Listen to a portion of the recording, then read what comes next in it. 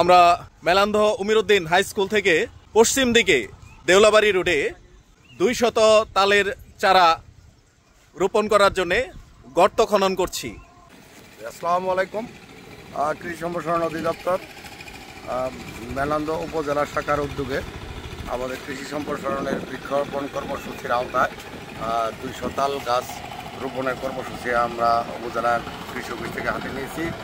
আগামীকাল আমাদের একজন সচিব মহোদয় উনি আমাদের এই তাল গাছ উদ্বোধন অনুষ্ঠানে থাকবেন, ইউনো স্যারও থাকবেন এবং আমাদের ইউনো মহোদয় স্যার থাকবেন, আমাদের উপজেলা কৃষি অফিসার স্যার থাকবেন।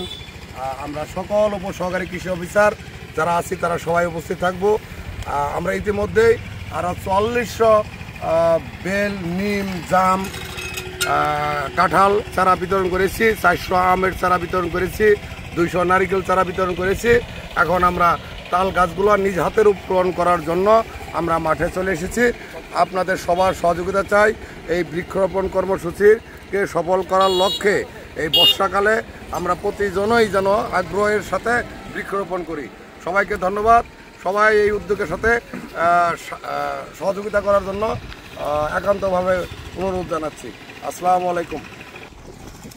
ধন্যবাদ উপসহকারী কৃষি কর্মকর্তা জনাব কামরুল হাসান সাহেবকে।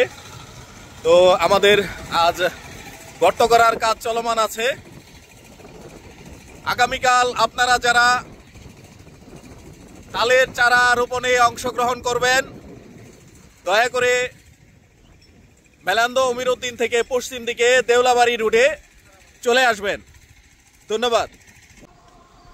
আগামীকাল ইউএনও স্যার এবং আরও বিশিষ্ট ব্যক্তিবর্গ, বৃক্ষপ্রেমী যারা আছেন এবং আমাদের তালবীজের সদস্য যারা আছেন, স্কাউট ভাইয়েরা আছেন, বিভিন্ন শ্রেণী পেশার মানুষদের উপস্থিতিতে এই তালের চারাগুলি রোপণ করা হবে।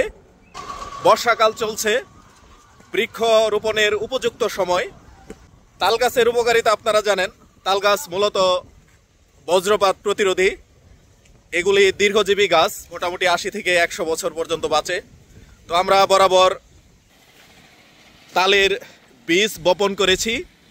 তো সৌভাগ্যক্রমে সরকারিভাবে কিছু পরিপুষ্ট পূর্ণ চারা দেওয়া হচ্ছে কৃষি সম্প্রসারণ অধিদপ্তরের উদ্যোগে। মেলান্ধ কৃষি অফিস থেকে কৃষি কর্মকর্তারা ওনারা আন্তরিকতার সাথে সহযোগিতা করছেন। এই দেউলাবাড়ি রোডে 200 তালের চারা রোপণের উদ্যোগ নেওয়া হয়েছে।